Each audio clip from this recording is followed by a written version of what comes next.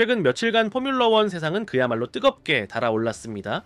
캐딜락은 2026년 그리드 데뷔를 앞두고 이미 풀 위켄드 시뮬레이션을 돌리며 실전 준비에 돌입했어요. 한편 토토볼프는 알랭 프로스트에게 받았던 조언을 회상하며 팀 내의 라이벌 관계를 어떻게 관리하고 있는지를 공유했습니다. 그리고 마지막으로 버니 에클스톤이 또 하나의 논란을 던졌죠. 맥라렌은 이미 랜도 노리스를 챔피언으로 정해둔 것 아니냐? 오늘은 이 세 가지를 중심으로 포뮬러1의 미래에 대해 이야기해보려 합니다.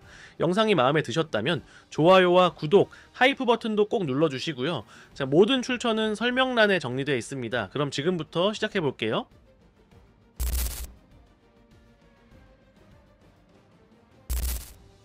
캐딜락은 아직 포뮬러1에 정식 데뷔하지 않았지만 무대 뒤를 지켜본 사람들은 벌써 느끼고 있어요. 2025년은 이들에게 있어 사실상의 제로 시즌입니다. 이번 몬차에서도 10개 팀이 트랙에서 달리는 동안 11번째 팀처럼 움직이는 존재가 있었죠. 샬럿 미국과 실버스톤 영국으로 나뉜 이 미국 팀은 하나의 그랑프리 주말 전체를 실전처럼 완벽하게 시뮬레이션 했어요. 단순한 연습이나 마케팅용 행사가 아니었어요. 목표는 분명했죠. 베테랑 엔지니어들과 갓들어온 신입들이 포뮬러1 특유의 압박 속에서 실제로 함께 작동하는 유기적 조직을 만드는 것. 그래서 자유연습, 예선, 기술회의, 데이터 분석, 차량 고장 시나리오 대응까지 모든 절차를 실시간으로 재현했어요. 약 50명이 이 시뮬레이션에 참여했고 각자 실제로 2대의 캐딜락 머신이 트랙에 있다라는 가정 아래 모든 역할을 수행했죠. 이 프로그램은 스페인 그랑프리에서 시작되어 이번 몬차에서도 반복되었어요. 샬럿에선 가상 머신이 시뮬레이터를 돌리고 실버스톤에선 세팅 변경에 따른 반응을 분석했어요. 세션이 끝나면 기어박스, 엔진, 서스펜션 점검까지 포함한 신뢰성 회의가 이어졌고 드라이버 미디어 일정도 시뮬레이션 했어요. 드라이버가 현장에 없었음에도 발테리 보타스는 메르세데스 게스트로 현장을 지켜보며 간접적으로 참여했죠. 이 테스트는 단순한 기술 준비가 아닙니다. 각 사이클은 전략, 알고리즘 훈련, 세이프티카 시나리오 예측, 타이어 운용 전략 실험 등 실전 데이터를 축적하기 위한 귀중한 시간이죠. 카메라에 잡히지 않지만 실제로 존재하는 또 하나의 보이지 않는 챔피언십이 조용히 펼쳐지고 있는 셈입니다. 결과적으로 캐딜락은 아직 포뮬러1에서 정식 레이스를 치르진 않았지만 가상 환경 속에서 이미 한 시즌 가까운 경험을 쌓고 있어요. 그들의 목표는 명확합니다. 단순히 배우는 데서 끝나는 게 아니라 실제로 경쟁하고 싶은 거예요. 제로에서 시작하는 팀이지만 모터스포츠 세계에서 이름값을 가진 브랜드인 만큼 첫 인상부터 허술하게 보이고 싶지 않죠. 당연히 첫 경기부터 포디움을 기대하진 않겠지만 이 팀 벌써 포뮬러1 팀처럼 보이네 라는 인상을 주는 것, 바로 그게 진짜 데뷔의 목표고 그날은 점점 가까워지고 있습니다.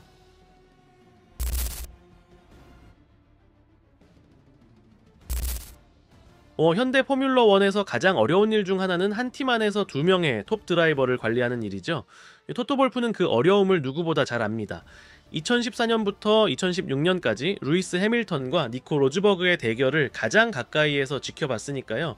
그 3년은 챔피언 타이틀, 극심한 긴장감, 그리고 같은 팀 내 충돌까지 겪은 격렬한 시간들이었죠. 이제 시간이 지난 지금 볼프는 그 시절을 돌아보며 몇 가지는 다르게 했을 거라고 말합니다. 그 생각을 굳히게 만든 계기 중 하나는 알랭 프로스트와의 대화였어요. 프로스트는 자신과 아일톤 세나의 라이벌 구도가 두 사람 사이의 문제가 아니라 당시 맥라렌 팀의 운영 방식 때문이었다고 말했죠. 맥라렌은 매 주말마다 누가 우선인지 누가 밀리는지 계속 혼란을 줬다고 해요. 심지어 시트까지 불안했던 시절이었다고 하니까요. 그런 분위기는 결국 팀 전체를 불신으로 몰고 갔고 프로스트와 세나의 관계를 무너뜨렸습니다. 이 대화를 통해 볼프는 확실한 원칙을 하나 정했죠. 바로 완전한 투명성입니다. 니키 라우드에게도 영향을 받은 그는 어떤 상황이든 돌려 말하지 않고 직접 정직하게 이야기하는 방식을 택했어요. 최근 메르세데스가 막스 베르스타펜을 2026년 영입하려 한다는 루머가 돌았을 때도 조지 러셀에게 가장 먼저 직접 알렸다고 합니다. 그게 불필요한 불만이나 오해를 막는 유일한 방법이라는 거죠.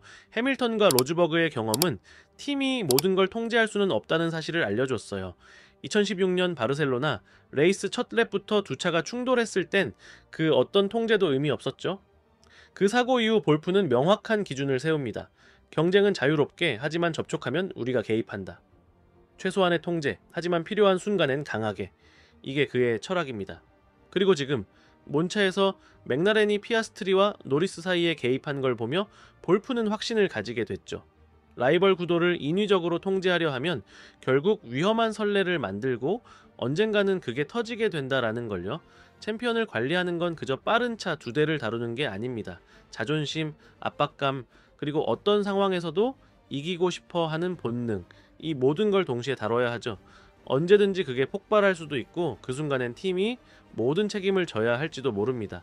사실 맥라렌은 이런 상황을 예전에도 겪은 적이 있어요. 2007년 해밀턴과 알론소가 같은 팀에서 충돌했던 바로 그 시즌. 하지만 지금의 맥라렌은 새로운 경영진 아래에서 처음으로 이런 상황을 맞이하고 있습니다. 균형을 유지하려는 시도는 어느 정도까지는 통할 수 있어요. 하지만 정말 중요한 건 팀이 책임을 회피하려 한다면 드라이버들에게 기회를 줘야 한다는 겁니다. 스스로 해결할 수 있도록 단 하나의 규칙만 지키게 하면 됩니다. 부딪히지 마라. 이제 남은 건 그랑프리 8번, 그리고 스프린트 3번.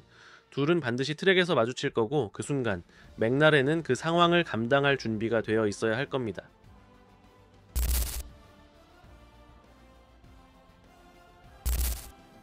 요즘 이 얘기 정말 매일처럼 하게 되죠. 근데 솔직히 말해서 포뮬러1 안팎을 통틀어 이 상황이 맞다고 생각하는 사람 정말 거의 없어요. 그리고 매일같이 영향력 있는 사람들이 한마디씩 하고 있고요. 그 말들이 왜 무겁냐면 그중 일부는 포뮬러1을 진짜로 이끌었던 사람들이거든요. 이번엔 버니 에클레스톤입니다. 포뮬러1의 전수장, 그 사람이 이렇게 말했어요. 팀은 이미 타이틀 후보를 정했다. 바로 랜도 노리스다. 정말 강한 발언이었고 말 그대로 불길에 기름을 부은 셈이죠. 에클레스톤이 말하길 피아스트리가 손해본 건 팀의 실수 때문이지 그의 잘못이 아니라고 했어요. 그리고 그게 많은 사람들이 불편해하는 지점이에요.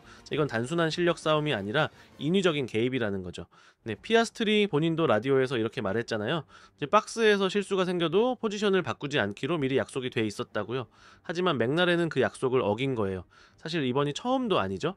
올해 2025 시즌 초반 특히 호주 그랑프리 피아스트리의 홈 그랑프리였는데요.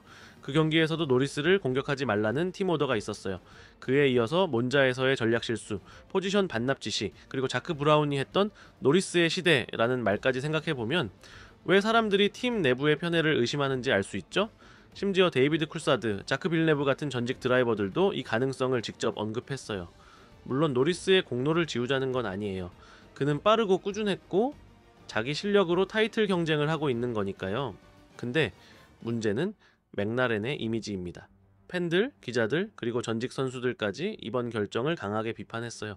왜냐면은 이 상황이 과거에 봤던 일방적인 편애 사례들과 너무 닮아 있다는 거예요. 에클레스톤은 원래 말을 돌려서 하지 않는 사람이죠. 그리고 이번에도 그 발언엔 근거가 있었어요. 레이스 라디오, 기존의 오더, 납득 안 되는 전략까지 다 정황 증거로 쌓여 있었던 거죠. 결국 맥라렌은 스스로를 아주 애매한 위치에 놓이게 만들었어요. 이제는 피아스트리만이 아니라 경쟁 그 자체, 그리고 포뮬러 1이라는 스포츠의 본질적인 재미까지 건드리고 있다는 인상을 주고 있죠. 정말로 노리스가 보호받는 드라이버라는 이미지가 굳어진다면 그건 단순한 팀 내 문제를 넘어서 최근 몇 년 사이 가장 흥미진진했던 챔피언십 자체를 무너뜨릴 수도 있어요.